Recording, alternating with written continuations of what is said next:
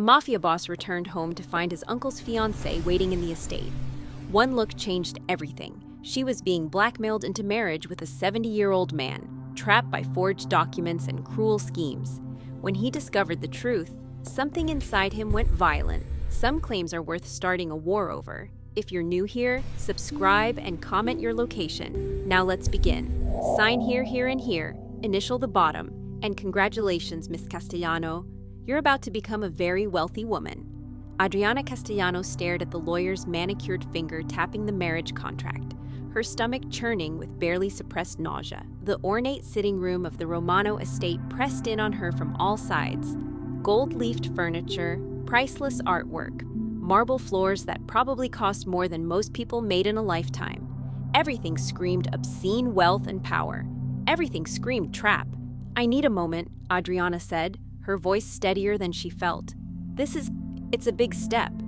The lawyer, some sharp-suited vulture named Tommaso, smiled with all the warmth of a snake. "Of course, though Signore Romano is expecting you in the chapel in 2 hours. Best not to keep him waiting. He's not known for his patience." The moment the lawyer left, closing the heavy door behind him with a decisive click, Adriana let herself breathe. Really breathe. Her hands were shaking so badly, she had to clasp them together to stop the tremor. 70 years old. She was about to marry a 70-year-old man she'd met exactly twice. A man whose eyes were cold and calculating, whose touch made her skin crawl, whose reputation for cruelty preceded him like a storm cloud. Alberto Romano, billionaire, power broker, and according to whispers in certain circles, deeply connected to organized crime in ways that made even hardened criminals nervous. And she had no choice. Adriana pulled out the photograph she kept hidden in her clutch. Her father, smiling and healthy, standing in front of their family vineyard. The vineyard that had been in the Castellano family for 5 generations. The vineyard that Alberto Romano now claimed to own, thanks to a forged deed her desperate dying father had supposedly signed. A deed Adriana knew was fake, because she'd been there when her father died 6 months ago. He'd left everything to her clearly and legally. But Romano had connections, lawyers, judges in his pocket. He'd proven he could make the forgery look real enough to take everything from her in court, unless she agreed to marry him. "Give me your vineyard through marriage," Romano had said with that horrible smile, "and everyone wins. You get security, wealth beyond imagining. I get a beautiful young wife and the Castellano lands I've wanted for decades. Your father's legacy is preserved. Everyone's happy. Everyone except her." Adriana stood and moved to the window, looking out over the sprawling Romano estate. Somewhere in this massive compound, Alberto Romano was probably getting ready for his wedding, probably gloating about his newest acquisition. Her. She wanted to run. God, she wanted to run so badly her legs ached with it. But where would she go? Romano would take the vineyard. Her father's life's work would be destroyed or sold off. Everything he'd built, everything he'd loved, gone. So she'd sacrifice herself instead. 2 hours, Adriana whispered to her reflection in the window. You can endure anything for 2 hours. Then you figure out the rest of your life. She didn't hear the door open behind her, didn't hear the footsteps on the marble floor, but she felt the presence, sudden, commanding, making every hair on her body stand on end. "Who the hell are you?" Adriana spun around and her heart stopped. The man in the doorway was nothing like Alberto Romano. He was young, maybe 32, 33, with dark hair slightly too long and disheveled, like he'd been running his hands through it, sharp jawline shadowed with stubble, intense dark eyes that locked onto her with the focus of a predator sighting prey. He wore an expensive suit, but it was rumpled. The jacket hanging open, revealing a shoulder holster and gun. Blood splattered his white shirt. "I asked you a question," the man said, his voice low and dangerous, as he stepped into the room and closed the door behind him. "Who are you, and what are you doing in my house?" "Your house?" Adriana found her voice, found her spine. She'd been cornered by dangerous men before. Romano himself proved that. She wouldn't cower now. "This is Alberto Romano's estate. Unless you're him, which you're clearly not, I suggest you leave before security arrives." Something flickered in the man's eyes. Surprise, maybe, at being challenged. "Security works for me. Now answer the question." "I'm a guest," Adriana said, lifting her chin. Invited by Signore Romano. And you are? Niccolò Romano, he said, and the name hit Adriana like a physical blow. Alberto's nephew, and the actual owner of this estate, though my dear uncle likes to play lord of the manor when I'm away. His eyes traveled over her slowly, assessing. So, I'll ask again, who are you, and why are you here? Niccolò Romano. Adriana had heard the name in whispers, always spoken with a mixture of fear and respect. The younger Romano, the one who'd taken over the family business 5 years ago. The one who was said to be even more dangerous than his uncle, but with a code, rules he wouldn't break. The one who was currently staring at her like she was a puzzle he was determined to solve. Adriana Castellano, she said, since lying seemed pointless. I'm here because your uncle invited me. Castellano, Niccolò repeated slowly, and she saw recognition flash across his face. The vineyard family, north of the city, beautiful land. His eyes narrowed. Why would Alberto invite you here? Adriana's throat went dry. How did she explain this? What did she say? Before she could formulate an answer, the door burst open, and Alberto Romano himself strode in, looking irritated. Niccolò, you're back early. We weren't expecting you until... Alberto stopped dead when he saw them both, his eyes going cold and calculating. I see you've met my fiancé. The word fiancé hung in the air like a bomb. Niccolò went very, very still. Your what? My fiancé, Alberto repeated, moving to Adriana's side and placing a possessive hand on her lower back that made her skin crawl. Adriana has agreed to marry me. We're having the ceremony this afternoon. Small, intimate. You're welcome to attend, of course. Adriana watched Niccolò's face change. Something dark and violent flashed through his eyes, his jaw clenching so hard she could see the muscle jumping. His hand moved toward his gun almost unconsciously before he caught himself. You're marrying her, Niccolò said, his voice deadly quiet. A woman who's what, 25, 30, 26, Adriana said before she could stop herself. 26, Niccolò repeated, his eyes never leaving his uncle's face. And you're 72. That's not suspicious at all. Love knows no age, Alberto said smoothly, but there was warning in his voice. And it's none of your business, nephew. This is a personal matter. Everything that happens in this house is my business, Niccolò said, steel in every word. Everything. You know that, uncle. The tension in the room was suffocating. Adriana felt caught between two predators circling each other, trying to decide who would strike first. Perhaps we should discuss this privately, Alberto said with false pleasantness. Adriana, dear, why don't you go rest before the ceremony? You must be tired. Actually, Niccolò said before Adriana could respond, his eyes still locked on his uncle. I'd like to speak with Miss Castellano, privately. Since she's apparently joining the family, I should get to know her, don't you think, uncle? It wasn't really a question. Alberto's face tightened, but he couldn't refuse without making it obvious he was hiding something. Of course, but don't tire her out. She has a big day ahead. He kissed Adriana's cheek.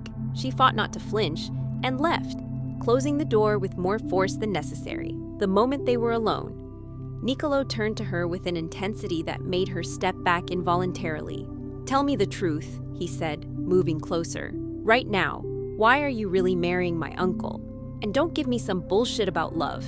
I can see it in your eyes. You're terrified of him. I'm not. You are, Niccolò interrupted. Closer now, so close she could see flecks of gold in his dark eyes. I've seen that look before. Prey, recognizing a predator. So tell me, Adriana Castellano, what hold does Alberto have over you? Adriana wanted to lie, wanted to protect herself, to not give this dangerous man ammunition he could use. But something in Niccolò's eyes made her hesitate. Not kindness exactly, but something like genuine concern buried under all that lethal intensity. He has a deed, she said quietly, to my family's vineyard. He says my father signed it over to him before he died. It's a forgery. I know it is. But he has judges, lawyers, proof that looks real. He's threatening to take everything unless I marry him. Niccolò's expression went absolutely murderous. That manipulative son of a... He caught himself, visibly reining in his rage. How long have you known about this? 3 weeks. He gave me a month to decide. Today's the deadline. And you were just going to go through with it? Niccolò demanded. Marry a man you're terrified of. Sell yourself for land. It's not just land, Adriana snapped, her own temper flaring. It's my father's legacy, 5 generations of my family's work. Every memory I have of my childhood, my home, everything that matters. So yes, I was going to go through with it because I don't have a choice. Everyone has a choice, Niccolò said, but his voice had softened slightly. Easy to say when you hold all the power, Adriana shot back. Some of us have to make terrible choices to survive. Niccolò studied her for a long moment, something shifting in his expression. Then he pulled out his phone and made a call, never taking his eyes off her. Paolo, I need you to pull every document related to the Castellano vineyard. Everything Alberto's filed in the last 6 months. I want it on my desk in an hour. He listened briefly. I don't care if you have to hack the courthouse. 1 hour. He hung up and looked at Adriana. The wedding is off. You can't just, I can and I am, Niccolò said firmly. If my uncle is using forged documents to force you into marriage, that's fraud and coercion. I won't allow it. You won't allow it? Adriana repeated incredulously. Who are you to allow or not allow anything? This is my life, my choice. Your choice made under duress isn't a choice, Niccolò interrupted. It's extortion. And I'm the man who actually runs this family, who controls the money and the lawyers and the judges. So yes, I get to not allow it. And then what? Adriana demanded. He takes the vineyard anyway out of spite? I lose everything and don't even get the security of his name and money? Great plan. He's not taking anything, Niccolò said with absolute certainty, because if that deed is forged, and I believe you that it is, then I'll prove it's forged and make sure he faces consequences for trying this, and if by some miracle it's real, then I'll buy the property from him and deed it back to you. Adriana stared at him. Why would you do that? You don't even know me. Because Alberto is a greedy, manipulative bastard who's been undermining me and stealing from the family for years, Niccolò said bluntly, and because no woman should be forced to marry anyone against her will. Those reasons enough? Before Adriana could respond, the door opened again. Alberto stood there with 2 large men flanking him. Security, clearly. Niccolò, the ceremony needs to begin, Alberto said, ice in his voice. Stop trying to interfere in my personal life. Your personal life became my business the moment you used forged documents and extortion. Niccolò said calmly, but Adriana could see the violence simmering just beneath his surface. The wedding is canceled, uncle. Accept it. You can't cancel my wedding, Alberto said, his face reddening. You have no authority. I have all the authority, Niccolò said softly, dangerously. I own this house. I control the family accounts. I have loyalty of our people. You're here because I allow it. So when I say the wedding is canceled, it's canceled. She agreed, Alberto protested. She signed the contract, under duress, which makes it void. Niccolò moved to stand between Adriana and his uncle, his body language protective. Walk away, Alberto, while you still can. For a moment, Adriana thought Alberto might actually attack his nephew. She could see the rage, the wounded pride, the calculation in his eyes. But finally, he smiled coldly. This isn't over. That vineyard is legally mine, contract or no contract. I'll take it. Try, Niccolò said simply. See what happens. Alberto left, his security following. And the moment they were gone, Adriana felt her legs give out. She caught herself on the back of a chair, breathing hard, the adrenaline crash hitting her all at once. Hey, Niccolò said, suddenly gentle as he moved to her side. Hey, it's okay. You're safe. Safe? Adriana repeated with a slightly hysterical laugh. I just publicly rejected a powerful, vindictive man who now has every reason to destroy me. That's not safe. That's a death sentence. He won't touch you, Niccolò said firmly. I won't let him. You're under my protection now. I don't want your protection, Adriana said, pushing away from him. I don't want to trade one powerful man controlling my life for another. I just want my land and my freedom and to be left alone. Then that's what you'll get, Niccolò said, his eyes intense on hers. The land, the freedom, all of it. I swear it. Why do you even care? Adriana demanded, emotion she'd been suppressing for weeks bubbling over. You don't know me. I'm nothing to you. Why are you doing this? Niccolò was quiet for a long moment, his eyes searching hers. Because the moment I walked into this room and saw you, he said quietly, Something in me recognized something in you. And I knew, absolutely knew, that I couldn't let him have you, that I'd burn this entire estate to the ground before I let him touch you again. Adriana's breath caught. That's insane. You can't feel that way about someone you just met. And yet I do, Niccolò said simply. But that doesn't mean I expect anything from you. You want your land and freedom? You'll have them, no strings. You never have to see me again if that's what you want. And if your uncle makes good on his threat, then I'll handle it. That's what I do. Niccolò's phone buzzed and he glanced at it. My lawyer has the documents. I need to go review them. Start building a case. Will you stay here, in the estate? At least until this is resolved, you'll be safer behind these walls? Adriana wanted to say no, wanted to maintain her independence, her dignity. But she was exhausted and scared, and for the first time in weeks, someone was offering help without demanding everything in return. Okay, she said quietly, but I'm not staying in whatever room your uncle put me in. That feels contaminated. Niccolò's jaw tightened. I'll have someone prepare the guest wing. It's private, separate from the main house. You'll have your own space. Over the next 3 days, Adriana saw very little of Niccolò. He was working around the clock with lawyers and investigators, building a case against Alberto while simultaneously managing his various business interests, some legal, many not. But she saw the effects of his efforts. Staff who'd been cold and judgmental when they thought she was Alberto's gold-digging fiancé suddenly became friendly. She overheard conversations about the boss putting things right, about Alberto being called on his schemes. On the 4th day, Adriana was in the estate library, a massive room with floor-to-ceiling shelves and the smell of old leather, when Niccolò finally appeared. He looked exhausted, his shirt wrinkled, dark circles under his eyes. You look terrible, Adriana said without thinking. Niccolò laughed, the sound surprised and genuine. Thanks. Nothing like brutal honesty. He collapsed into a chair across from her. But I have good news. The deed is definitely forged. We have 3 handwriting experts who'll testify it's not your father's signature. Alberto used a local judge he's been bribing for years to file it. That judge is now in federal custody and singing like a bird.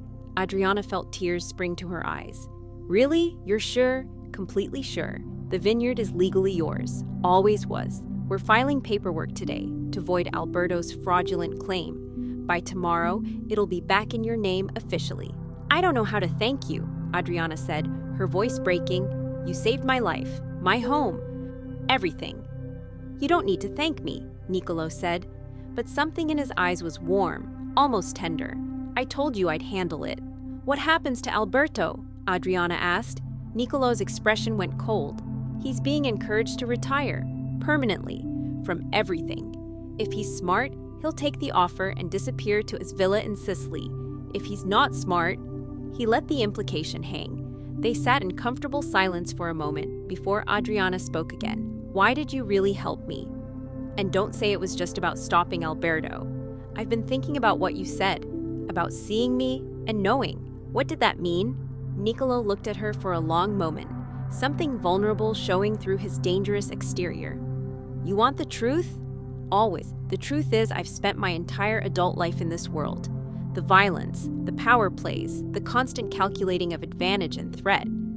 I've learned not to feel much beyond what's necessary for survival. But then I walked into that room and saw you standing there in that ridiculously beautiful dress, looking terrified and defiant at the same time. And something just broke open in my chest. Like you woke up a part of me I didn't know was sleeping. Adriana's heart was racing.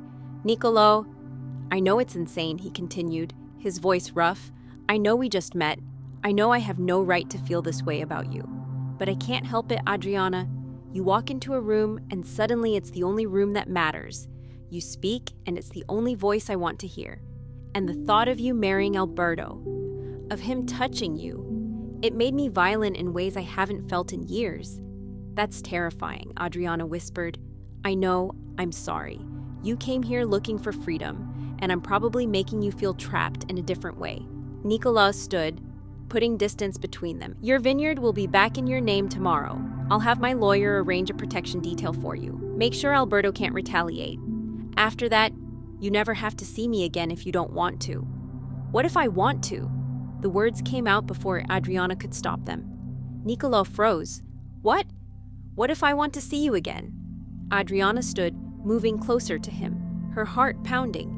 You said something and you recognized something in me. Well, I felt it too. When you walked into that room, when you stood between me and Alberto, when you promised to make this right, I felt something I shouldn't feel for someone I just met. Something that terrifies me and excites me in equal measure. Adriana, Niccolò said, his voice strained. You don't know what you're saying. I'm dangerous. My life is dangerous. I'm not some romantic hero. I've done terrible things. I will continue to do terrible things because that's who I am and what my world requires. I'm not some delicate flower who needs protecting from reality, Adriana said firmly. I was willing to marry your uncle to save my home. I'm stronger than I look, and I'm choosing, with full knowledge of who you are, to say I want to see where this goes. If you want that too. Niccolò stared at her, clearly at war with himself. If we do this, if we try this, I need you to understand something. I can't change my life. Can't walk away from my responsibilities. I run an empire, legal and not so legal. There will be danger. There will be violence. I can protect you from most of it, but not all of it. I understand. And I'm possessive, Niccolò continued, his voice dropping lower. Insanely possessive. The thought of anyone else touching you, looking at you the wrong way, I'll do terrible things to protect what's mine. If that scares you, tell me now. I'm not scared, Adriana said, though her heart was racing. Not of you. Niccolò moved then, closing the distance between them in 2 strides. His hand came up to cup her face, thumb brushing her cheekbone with surprising gentleness, given the violence she knew he was capable of. Last chance to run, he murmured. I'm not running, Adriana said, looking straight into his eyes. Not from you. When Niccolò kissed her, it was everything Adriana hadn't known she wanted. Fierce but gentle, demanding but giving, absolutely possessive but somehow freeing at the same time. His hands tangled in her hair and she gripped his shirt, pulling him closer, feeling like she couldn't get close enough. When they finally broke apart, both breathing hard, Niccolò rested his forehead against hers. Mine, he murmured. You're mine now, Adriana. I need to hear you say you understand that. Yours, Adriana agreed, surprising herself with how right it felt. But Niccolò, that means you're mine too. That's how this works. Niccolò's laugh was low and warm. Deal! The next few weeks were a revelation. Adriana moved back to her vineyard, now legally, indisputably hers. But Niccolò visited almost daily. He helped her hire new staff, introduced her to distributors, used his connections to set up deals that would make the vineyard profitable again. But more than that, he showed her who he really was beneath the dangerous exterior. He was funny in a dry, sarcastic way that made her laugh. He was thoughtful, remembering small details she mentioned in passing. He was surprisingly gentle despite his capacity for violence, treating her like she was precious, even as he reminded her she was strong. And the chemistry between them was absolutely explosive. 3 weeks after the canceled wedding, Adriana was in her vineyard office when Niccolò arrived unexpectedly. She knew immediately something was wrong from the tension in his shoulders. What happened? Alberto made a move, Niccolò said grimly. He's been telling people you seduced me to steal you from him, painting himself as the victim, you as some scheming temptress. It's all bullshit, but he has enough allies that it's causing problems. What kind of problems? The kind where other families are questioning my judgment, saying I'm thinking with something other than my brain, that I'm weak, compromised by a woman. Niccolò's jaw clenched. I can handle it, but I need you to know it might get ugly. How ugly? Someone might try to use you to get to me, Niccolò said bluntly. Alberto's spiteful enough to put a target on you just to prove he can. Adriana felt a chill, but kept her voice steady. Then we deal with it. Together. That's what partners do, right? Partners, Niccolò repeated, something softening in his expression. Is that what we are? I don't know what else to call it, Adriana admitted. I'm not your girlfriend in some casual way. I'm not your wife, yet, but we're something important. Yet, Niccolò caught, a smile tugging at his lips. You said not your wife yet. You thinking about that? Adriana felt her cheeks heat. Maybe. Are you? Every damn day, Niccolò admitted. But I wanted to wait. Give you time to be sure, to know what you're signing up for. I'm sure, Adriana said firmly. Whatever Alberto throws at us, whatever challenges come, I'm sure about you, about us. Niccolò crossed to her, pulling her into his arms. I love you. I should probably say that before anything else happens. I love you, Adriana, completely, obsessively, in ways that probably aren't entirely healthy. I love you too, Adriana said, the words feeling right, feeling true despite the short time they'd known each other. Obsessively and probably unhealthily, we match. Marry me, Niccolò said suddenly. Not some big production, just us, a judge, making it official, making you mine in every way, giving you my name, my protection, everything I have. That's the least romantic proposal ever, Adriana said, but she was smiling through tears. Where's the ring? The getting down on one knee? The whole speech? You want romance? Niccolò asked, his eyes gleaming. Fine. He dropped to one knee, right there in her dusty vineyard office, taking her hand. Adriana Castellano, you walked into my life when I least expected it and absolutely needed it most. You're strong and brave and beautiful, and you make me want to be better than I am. I can't promise you a normal life or safety or anything easy, but I can promise you'll always be loved, always be protected, and always be mine. Will you marry me? Yes, Adriana said through happy tears. Yes, absolutely, yes. The wedding happened 3 days later, small and private. Just them and a judge Niccolò trusted. Adriana wore a simple white dress, and Niccolò wore a suit without blood on it for once. They exchanged vows and rings and became husband and wife in every legal and binding sense. Alberto tried one last move, attempting to contest the vineyard deed again, spreading more rumors, even implying he might use violence. But Niccolò shut it down swiftly and completely. Alberto found himself suddenly facing financial ruin, legal troubles, and the very real threat of Niccolò's wrath if he didn't disappear. He disappeared. 6 months after their wedding, Adriana found Niccolò in their home office. They'd started splitting time between her vineyard and his estate, looking thoughtful. What are you thinking about? She asked, moving to sit on his desk. How different everything is now, Niccolò said, pulling her into his lap. 6 months ago, I was just going through the motions, running the business, managing threats, existing. Then you happened and suddenly I had something to live for instead of just survive for. Feeling sentimental, Romano? Adriana teased. Maybe. You make me sentimental, among other things. Niccolò's hand rested on her stomach, where their secret was just starting to show.